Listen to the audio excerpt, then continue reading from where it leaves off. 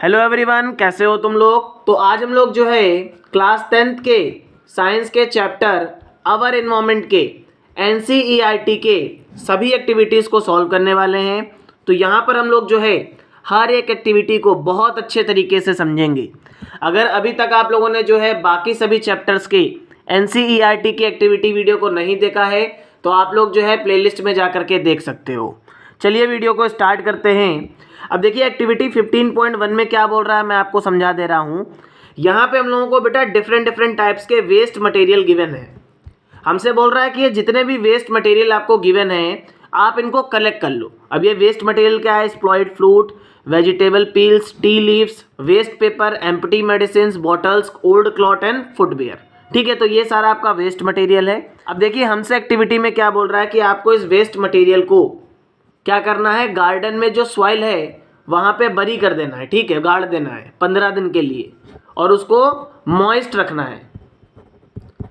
अब आपसे बोल रहा है कि जब आप 15 दिन बाद जाकर के चेक करोगे तो हमें ये बता दो कि कौन सा मटेरियल जो है अनचेंज रहा, जिसमें कोई भी चेंज ना आया हो।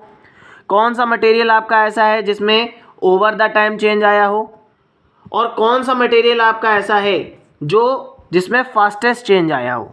तो देखिए जो आपके नॉन बायोडिग्रेडेबल वेस्ट होंगे उनमें चेंजेस नहीं आया होगा।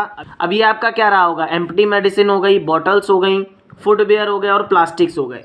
ये जितना भी आपका वेस्ट होगा ये डिकम्पोज ही नहीं हो पाएगा, तो ये आपका इसमें कोई भी चेंज नहीं आएगा। देखो हमें ऐसे मटेरियल बताने हैं जिनमें कुछ टाइम के बाद चेंजेस आएगा, तो ये आपका क्या हो जाएगा? Waste paper. पेपर आपका डिकम्पोज होता है लेकिन इसको टाइम लगता है डिकम्पोज होने में। ओल्ड क्लॉथ भी आपके क्या होते हैं? ये डिकम्पोज हो जाते हैं लेकिन इनको टाइम लगता है। वहीं पे हमसे बोल रहा है कि ऐसे मटेरियल्स बता दो जो सबसे फास्टेस्ट डिकम्पोज कर गए हों। तो यहाँ पे आपका क्या आ जाएगा? किचन वेस्ट आ जाएगा। किचन वेस्ट क्योंकि आपका क्या होता है? फूड होता है, तो ये सबसे फास्ट डिकम्पोज होता है। और जो भी आपके वेजिटेबल पील्स थे, जो वेजिटेबल के छिलके थे, ये भी क्या करेंगे? सबसे जल्दी डिकम्पोज कर जाएंगे। तो इस एक्टिविटी में हमसे बस यही पूछ रहा था। अब देखो बेटा सेकेंड एक्टिविटी में हमसे क्या बोल रहा है? अगेन हमसे बोल रहा है कि जो आपके नॉन बायोडिग्रेडेबल सब्सटेंस होते हैं आप जरा चेक करके बताओ कि इनको कितना टाइम लगता है डिकम्पोज होने में। तो देखिए नॉन बायोडिग्रेडेबल सब्सटेंसेस जो होते हैं आपके, ये 100 से 1000 ईयर्स लेते हैं डिकम्पोज होने में, और इससे ज़्यादा भी टाइम लगता है इनको डिकम्पोज होने में। ठीक है, तो देखिए आपसे टाइमिंग बोल रहा था, आपने टाइमिंग बता दिया। अब हमसे एक्टिविटी में क्या बोल रहा है कि जो अभी आपकी न्यू टाइप की प्लास्टिक्स आ रही हैं ये आपकी बायोडिग्रेडेबल हैं। ठीक है, इसका मतलब ये है कि बड़े आसानी से डिकम्पोज हो जाएंगी। लेकिन यहाँ पे जो आपकी बायोडिग्रेडेबल प्लास्टिक्स होती हैं ये आपकी डिकम्पोज तो हो जाती हैं, ये आपके ज़्यादा टाइम लेती हैं डिकम्पोज होने में, लेकिन ये डिकम्पोज हो जाती हैं क्योंकि आपके ये किससे मिल करके बनती हैं? जो आपका रिसाइकल्ड फूड होता है, जो फूड का वेस्ट होता है, ठीक है, वेजिटेबल फैट्स होता है, या आपके जो वेजिटेबल ऑयल्स होते हैं उनसे मिल करके आपकी बायोडिग्रेडेबल प्लास्टिक बनती है। तो ये बड़े आसानी से डिकम्पोज हो जाती है, लेकिन हम लोग इसका यूज़ नहीं कर सकते हैं। ठीक है, ये रिसाइकलेबल नहीं होती है, इस चीज़ को आप लोग याद रखिएगा। अब देखो हम लोग बेटा अपनी नेक्स्ट एक्टिविटी को देखते हैं। इस एक्टिविटी में हमसे क्या बोल रहा है कि आप लोगों ने एक एक्वेरियम देखा होगा। सपोज करिए आपको एक एक्वेरियम डिज़ाइन करना है, तो उस एक्वेरियम में क्या क्या चीज़ों की रिक्वायरमेंट होगी आपको। तो देखो आपके पास एक ग्लास बॉक्स होना चाहिए, क्लीन वाटर होना चाहिए, ठीक, फिशेस होनी चाहिए, एक्वेटिक प्लांट्स होने चाहिए। साथ ही साथ आप लोगों ने देखा होगा जहाँ कहीं भी एक्वेरियम होता है वहाँ पे आपका एयर पंप लगा होता है। ठीक है, एयर को मीन्स आपकी जो एरेटर होता है ये क्या करता है? एक्चुअल में आपका ऑक्सीजन सप्लाई करता है। और यहाँ पे कुछ पत्थर पड़े होते हैं खूबसूरती बढ़ाने के लिए। ठीक है, ये आपका एक्वेरियम इस तरीके से आप बिल्ड कर लोगे। अब देखो सेकंड पार्ट में हमसे क्या बोल रहा है कि we add a few aquatic animals and plants it become a self sustaining system. Can you think how this happens? An aquarium is an example of human made ecosystem. तो देखिए इस एक्टिविटी के इस क्वेश्चन में हमसे क्या बोल रहा है कि अगर हम लोग जो है फिशेस और प्लांट्स को यहाँ पे ऐड करते हैं तो क्या यहाँ पे एक इकोसिस्टम बन रहा है कि नहीं बन रहा है? हमको इतना बता दो। तो आपने कहा बिल्कुल इकोसिस्टम बन रहा है, क्योंकि देखो फिशेस आपकी क्या करेंगी? CO2 रिलीज करेंगी। ये CO2 बेटा क्या करेंगे? जो आपके एक्वेटिक प्लांट्स हैं इनको वो ऑब्जर्व कर लेंगे, और जो प्लांट होगा, जो एक्वेटिक प्लांट है, ये क्या करेगा?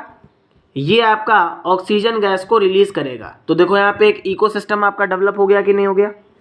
अब हमसे क्या बोल रहा है थर्ड पार्ट में कि can we leave the aquarium as such often after we set it up.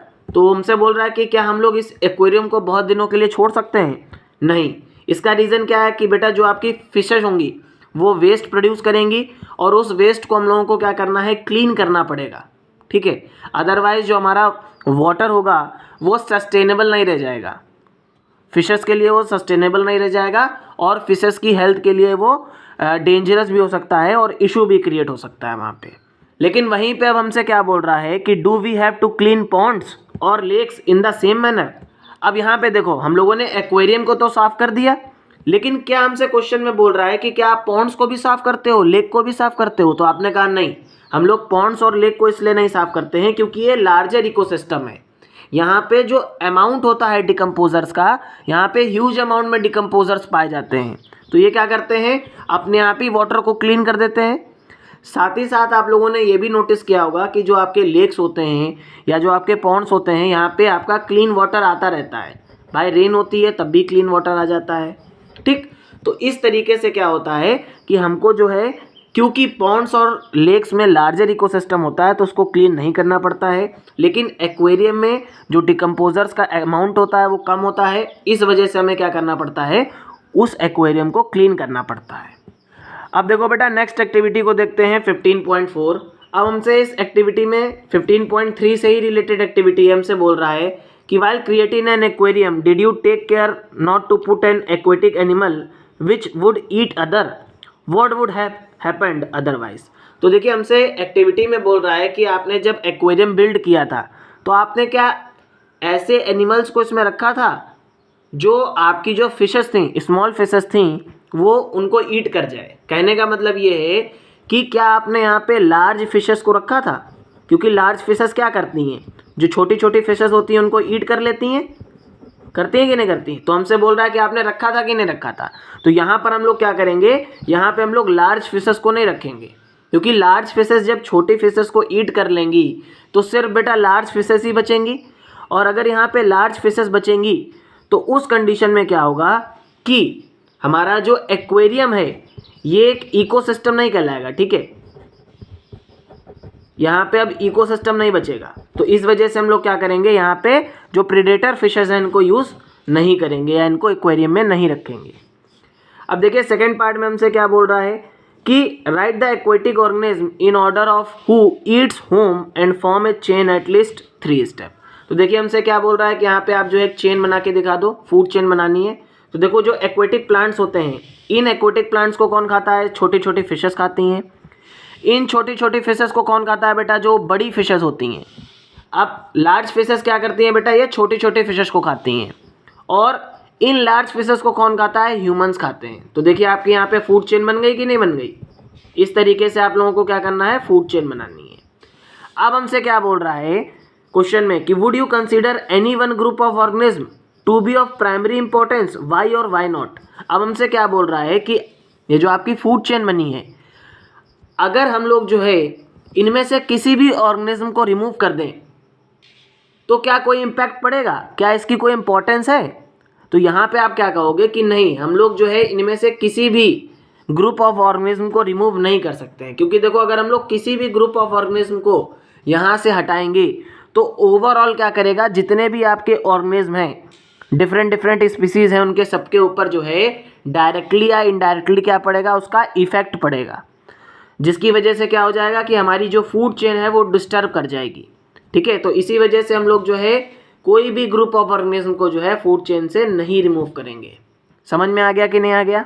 Next activity को देखते हैं बेटा 15.5। अब देखो इस एक्टिविटी में हमसे क्या बोल रहा है कि जो पेस्टिसाइड्स होते हैं, ठीक है, पेस्टिसाइड्स आप लोगों ने सुन रखा होगा, जो गाँव के स्टूडेंट्स हैं या जिनका विलेज के साथ कनेक्शन होता है उन सबको पता होता है पेस्टिसाइड्स क्या होते हैं, ठीक है। पेस्टिसाइड्स एक्चुअल में आपके जो क्रॉप्स होती हैं उनके ऊपर डाले जाते हैं जिससे जो है आपकी फसल ख़राब ना हो जाए, ठीक। तो देखिए पेस्टिसाइड्स जो हैं बहुत सारी स्टेट्स ने क्या कर दिया है, इनको बैन कर दिया है, ठीक है, क्योंकि इनका जो कंजप्शन है वो ह्यूमन बींग्स के लिए और बाकी अदर स्पीसीज़ के लिए भी क्या है, हार्मफुल हो रहा है।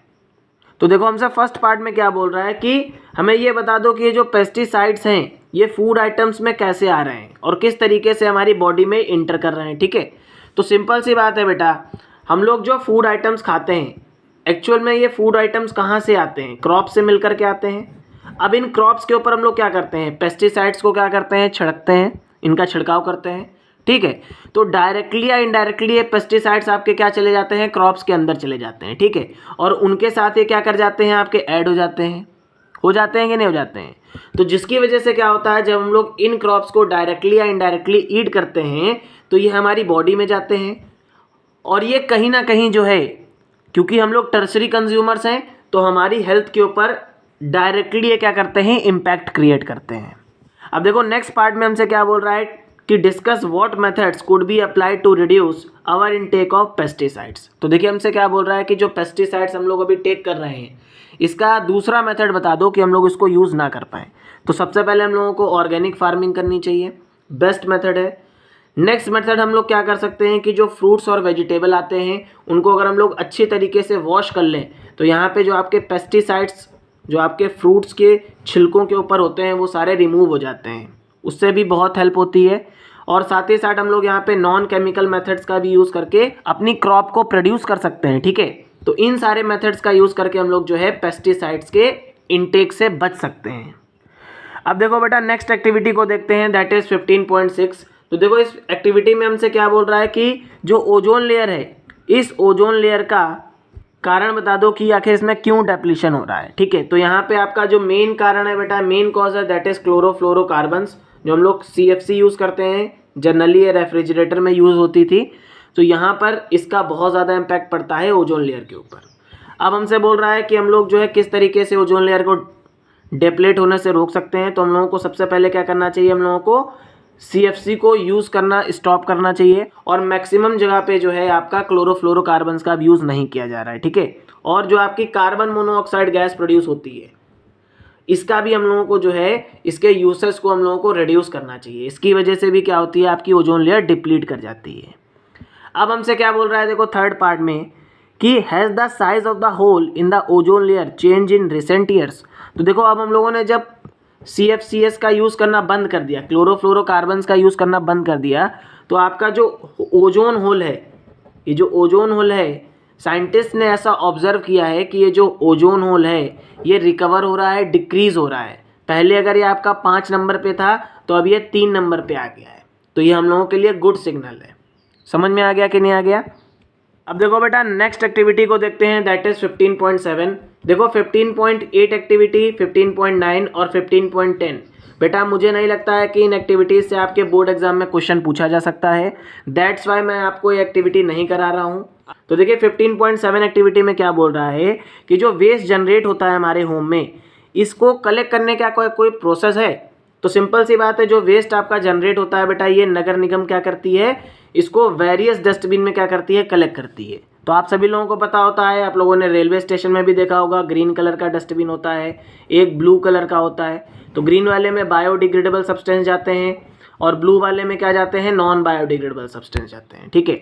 अब हमसे बोल रहा है कि जो आपके कलेक्शन होता है वेस्ट का, ये फिर कहाँ से किस तरीके से इसमें ट्रेवलिंग होती है। देखिए find out how the local body, panchayat, municipal corporation, resident welfare association deals with the waste. Are there mechanism in place to treat the biodegradable and non biodegradable waste separately. तो क्या कोई मैकेनिज्म होता है जिसकी वजह से जो है हम लोग बायोडिग्रेडेबल और नॉन बायोडिग्रेडेबल वेस्ट को सेपरेट करते हैं। तो सिंपल सी बात है बेटा, वेरियस कलेक्शन सेंटर्स होते हैं आपके सिटीज़ में, ठीक है। अब इन कलेक्शन सेंटर्स पे पहले देखिए, आपके घर से जो है पहले कलेक्शन सेंटर में जाता है सारा वेस्ट, फिर ये कलेक्शन सेंटर से जो है जो आपकी सिटी का आउटर पोर्शन होता है वहाँ पे इसको डंप कर दिया जाता है। अब वहाँ पे क्या होता है बेटा, जो आपका बायोडिग्रेडेबल वेस्ट होता है उसका यूज़ किया जाता है एनर्जी प्रोड्यूस करने के लिए। दिल्ली में इसका यूज़ भी हो रहा है बहुत अच्छे तरीके से। और जो आपका नॉन बायोडिग्रेडेबल वेस्ट होता है इसका कोई भी यूज़ नहीं होता है। तो यहाँ पे क्या होता है कि जो आपके बैगर्स होते हैं इसमें से जो भी यूज़फुल चीज़ें होती हैं उसको कलेक्ट करते हैं और इसका अगेन यूज़ किया जाता है, वापस से इसका यूज़ किया जाता है। और साथ ही साथ जो आपका लिक्विड वेस्ट जनरेट होता है इसको भी हम लोग क्या कर लेते हैं, क्लीन कर लेते हैं। तो ये आपकी क्या होती है बेटा, पूरी की पूरी प्रोसेस होती है जिसकी हेल्प से जो है आपके सिटी में वेस्ट कलेक्ट होता है और फिर उसको हम लोग रिसाइकिल करते हैं और रीयूज़ करते हैं। तो आई होप आप लोगों को वीडियो अच्छा लगा होगा। अगर वीडियो अच्छा लगे तो प्लीज़ चैनल को सब्सक्राइब कर दीजिएगा, अपने फ्रेंड्स के साथ शेयर कर दीजिएगा, साथ ही साथ जो है लाइक कर देना बेटा। अगर आप लोगों को कोई भी दिक्कत आती है कमेंट करके ज़रूर बताइए। नोट्स के लिए आप लोग जो है PDF टेलीग्राम से डाउनलोड कर सकते हो। मैंने सारी वहाँ पे आप लोगों को एक्टिविटीज़ की PDF प्रोवाइड कर दी हैं। आई होप आप लोगों को जो है कंटेंट अच्छा लग रहा होगा। अब जल्द से जो है बेटा 30,000 सब्सक्राइबर पहुँचा दो। Thank you so much. मिलते हैं नेक्स्ट वीडियो में। Till then keep learning and keep enjoying.